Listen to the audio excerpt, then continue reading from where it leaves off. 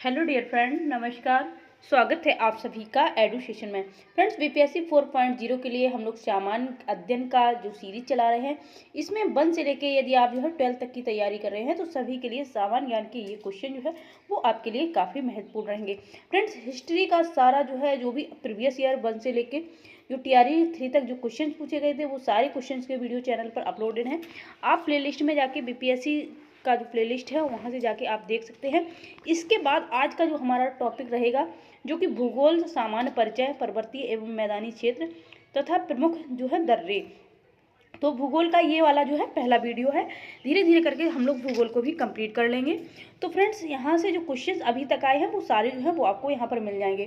Friends, उम्मीद करते हैं आपको वीडियो जरूर पसंद आए होगी, और वीडियो पसंद आए तो वीडियो को लाइक और चैनल को सब्सक्राइब जरूर कर लें। यदि आपको लगता है क्वेश्चन आपके लिए हेल्पफुल है और आपको बीपीएससी क्वालिफाई करना है तो आप चैनल को सब्सक्राइब जरूर कर लें। तो यहाँ पर आप देख सकते हैं ये पहला क्वेश्चन जो आपका है, जहाँ पर पूछा गया है भारत देश की अधिकतम अंतर्राष्ट्रीय सीमा है। तो अधिकतम जो इंडिया है, अपना भारत है, वो अधिकतम सीमा किसके साथ साझा करता है, ये पूछा गया है। पाकिस्तान के साथ, नेपाल के साथ, बांग्लादेश के साथ, उपरोक्त में से एक से अधिक और उपरोक्त में से कोई नहीं। फ्रेंड्स, इसका राइट ऑप्शन जो है वो बांग्लादेश होगा। बांग्लादेश के साथ जो है वो सबसे ज़्यादा सीमा साझा करता है। कंप्लीट व्याख्या यहाँ पर आप देख लेंगे। भारत की अधिकतम अंतर्राष्ट्रीय सीमा जो है वो बांग्लादेश के साथ है, जो कि कितनी है, 4096 किलोमीटर है। तो आपको ये भी याद रखना है कितनी है, 4096 किलोमीटर है, 4096 किलोमीटर। तथा नेपाल के साथ जो है वो 1751 किलोमीटर जो है वो सीमा लगती है। भारत 7 देशों के साथ स्थलीय सीमा साझा करता है, ये बात भी आपको याद रखनी है। भारत जो है टोटली 7 देशों के साथ अपनी स्थलीय सीमा को साझा करता है। नेक्स्ट क्वेश्चन है, जहां पर पूछा गया है किस रेखांश पर भारतीय मानक समय अपनाया जाता है। तो किस रेखांश पर अपनाया जाता है, इसका करेक्ट आंसर जो है वो आपका क्या होगा। यहाँ पर जो है आपको अक्षांश दिए गए हैं 78.5, 82.5, 87.5। तो उपरोक्त में से एक से अधिक और उपरोक्त में से कोई नहीं। फ्रेंड, इसका राइट जो ऑप्शन है वो आपका बी नंबर ऑप्शन सही रहेगा। 82.5 जो है ये ईस्ट आपका बिल्कुल करेक्ट आंसर है। और देखते हैं यहाँ पर आप कंप्लीट व्याख्या। तो व्याख्या में आप देखेंगे, यहाँ पर देखिए भारतीय मानक समय जो है समय के रूप में 82.5 डिग्री पूर्व देशांतर रेखांश को अपनाया गया है। यह 5 राज्यों उत्तर प्रदेश, मध्य प्रदेश, छत्तीसगढ़, उड़ीसा एवं आंध्र प्रदेश से होकर गुजरती है। ज्ञातव्य है कि भारतीय मानक समय ग्रीनविच समय से 5.5 घंटा आगे है, और ये इलाहाबाद की नैनी से जो है वो लिया गया है। ये बात भी आपको याद रखनी है। नेक्स्ट क्वेश्चन को देखेंगे, जहाँ पर आपसे पूछा गया है भारतीय उपमहाद्वीप पूर्व में मूलतः एक भाग था। तो पूर्व में मूलतः जो है एक भाग किसका था, ये पूछा गया है। टेथिस का, गोंडवाना लैंड का, पेंजिया का, उपरोक्त में से एक से अधिक और उपरोक्त में से कोई नहीं। तो ये गोंडवाना लैंड जो है वो इसका करेक्ट आंसर होगा, आप सभी को पता होगा। और इसकी कंप्लीट व्याख्या यहाँ पर आप देखेंगे तो यहाँ देख सकते हैं आप, पूर्व में भारतीय उपमहाद्वीप प्रायद्वीप जो है भारत गोंडवाना लैंड का भूभाग था। भूगर्भीय रूप से भारतीय उपमहाद्वीप उस भूभाग से संबंधित है जो क्रिस्टेशियन के दौरान सुपर कॉन्टिनेंट गोंडवाना लैंड से अलग होकर लगभग 55 मिलियन वर्ष पूर्व यूरेशिया से जुड़ा था। तो इस प्रकार से यहाँ से जो है आपका बी नंबर ऑप्शन जो है वो सही हो जाएगा। और यहाँ पर हम लोग नेक्स्ट क्वेश्चन को देखेंगे, जहाँ पर आपसे जो है पूछा गया है दक्षिण प्रायद्वीपीय उच्च भूमि रिक्त स्थान है का भाग है। तो दक्षिण प्रायद्वीपीय उच्च भूमि जो है वो किसका भाग है, तो ये गोंडवाना लैंड का है। तो इस प्रकार से आपका जो है ए नंबर ऑप्शन राइट है। नेक्स्ट है, सूर्य से पृथ्वी कितनी दूरी पर है। सूर्य से पृथ्वी की दूरी जो है वो कितनी है, तो 93 मिलियन है। कितनी है, 93 मिलियन मील। 93 मिलियन मील जो है वो इसका बिल्कुल करेक्ट आंसर हो जाएगा, सूर्य से पृथ्वी की दूरी। और इसकी कंप्लीट व्याख्या यहाँ पर आप देख पाएंगे। सूर्य से पृथ्वी की दूरी लगभग 93 मिलियन मील है। सूर्य से बढ़ती दूरी के क्रम में पृथ्वी का स्थान तीसरा है। सौरमंडल में कुल जो है वो 8 ग्रह हैं। कितने ग्रह हैं, 8, जिसमें सिर्फ पृथ्वी पर जीवन की उपस्थिति है। तो नेक्स्ट क्वेश्चन देखेंगे, निम्नलिखित नगरों में से कौन सा नगर कर्क रेखा के उत्तर में अवस्थित है। तो इसमें जो है आपका सही आंसर क्या हो जाएगा, नगरों में से कौन सा जो है नगर कर्क रेखा के उत्तर में अवस्थित है। भोपाल, आइजॉल, रांची, उपरोक्त में से एक से अधिक और उपरोक्त में से कोई नहीं। तो फ्रेंड्स, यहाँ पर आपका सही आंसर क्या हो जाएगा, कौन नगर जो है वो कर्क रेखा के उत्तर में है। तो ये आपका आइजॉल जो है बिल्कुल करेक्ट आंसर हो जाएगा। और इसकी कंप्लीट व्याख्या देख लेते हैं। तो भारत में कर्क रेखा के उत्तर में अवस्थित नगरों में आइजोल शामिल है, जबकि भोपाल और रांची कर्क रेखा के दक्षिण में अब स्थित हैं। नेक्स्ट क्वेश्चन है, भारत का सबसे शुष्क स्थान पूछा गया है। तो ऑप्शन है लेह, बीकानेर, जैसलमेर, उपरित में से एक से अधिक और उपरित में से कोई नहीं। तो यहाँ पर जो है आपका राइट आंसर हो जाएगा जैसलमेर। जैसलमेर राइट आंसर होगा। देखते हैं कंप्लीट व्याख्या। तो देखिए यहाँ पर भारत का सबसे शुष्क स्थान पश्चिम राजस्थान में स्थित जैसलमेर है। यहाँ न्यूनतम वार्षिक वर्षा 10 सेंटीमीटर है। जैसलमेर में खूबसूरत बलुआ पत्थर पाए जाने का कारण स्वर्ग सिटी भी यहाँ पर इसको जो है कहा जाता है। तो जैसलमेर को क्या बोला जाता है, स्वर्ग सिटी के नाम से भी जाना जाता है। ये बात भी आपको याद रखनी है। नेक्स्ट क्वेश्चन नंबर 8 देखेंगे, भारत के कितने राज्यों की सामान्य सीमा कॉमन जो बॉर्डर पाकिस्तान एवं बांग्लादेश के साथ है। कितने राज्यों की इंडिया की जो सीमा है वो पाकिस्तान एवं बांग्लादेश से जो है जुड़ी हुई। तो यहाँ पर ऑप्शन जो है वो आपका ई नंबर सही होगा। उपरोक्त में से जो है कोई नहीं, यहाँ पर आपका आंसर जो है वो सही होगा। यहाँ पर इसकी कंप्लीट व्याख्या देखेंगे। तो भारत की सीमा 9 देशों से संलग्न है, जिनमें 7 देशों के से स्थलीय एवं 2 देशों से समुद्री सीमा साझा होती है। पाकिस्तान की सीमा 5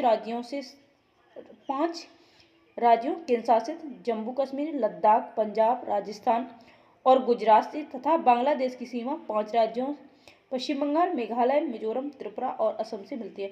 तो यहाँ पर 10 ऑप्शन में होता तब भी आपका आंसर हो जाता, लेकिन आपके ऑप्शन में कहीं 10 था नहीं, इसलिए जो है यहाँ पर जो है उपरोक्त में से कोई नहीं आंसर सही हुआ है।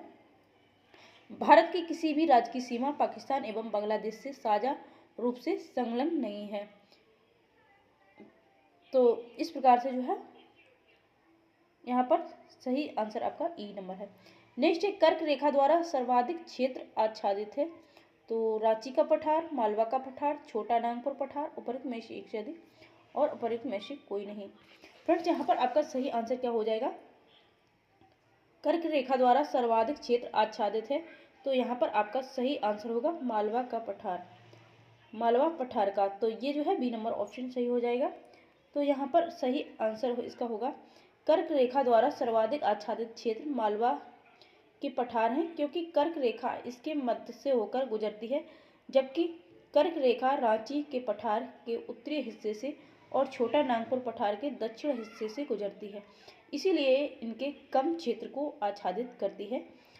तो यहाँ पर आपका सही ऑप्शन जो है वो बी नंबर है।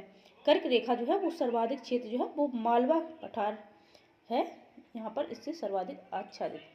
नेक्स्ट क्वेश्चन आपका है, उत्तराखंड का कौन सा जिला जो है वो तिब्बत सीमा से नहीं लगा है। तो कौन सा नहीं लगा है, यहाँ पर राइट आंसर होगा अल्मोड़ा। कंप्लीट व्याख्या देख लीजिए। उत्तराखंड का अल्मोड़ा जिला तिब्बत की सीमा से नहीं लगता है। अल्मोड़ा जिला उत्तराखंड के कुमाऊं प्रभाग का जिला है। इसका मुख्यालय अल्मोड़ा में ही है।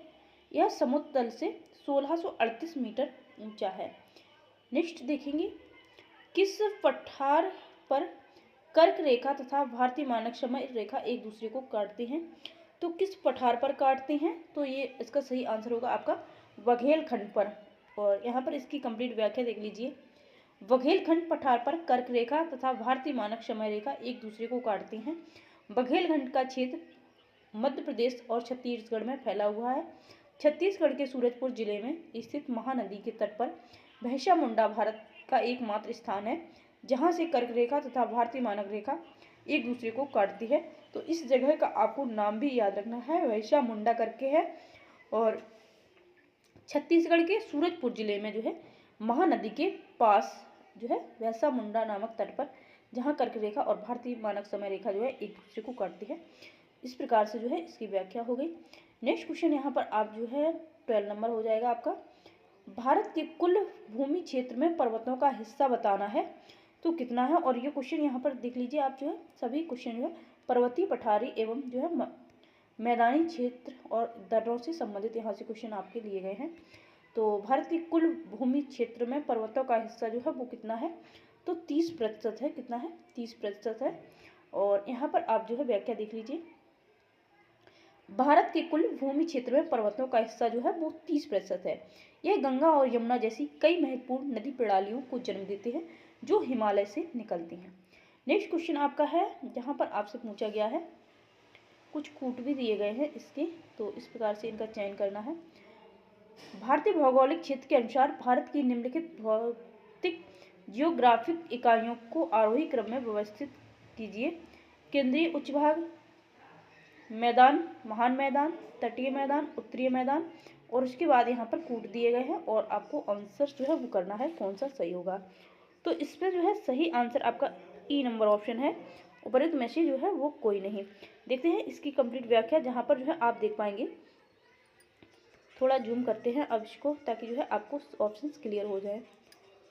भारत के कुल भौगोलिक क्षेत्रफल में विभिन्न स्थलाकृतियों का विस्तार इस प्रकार है।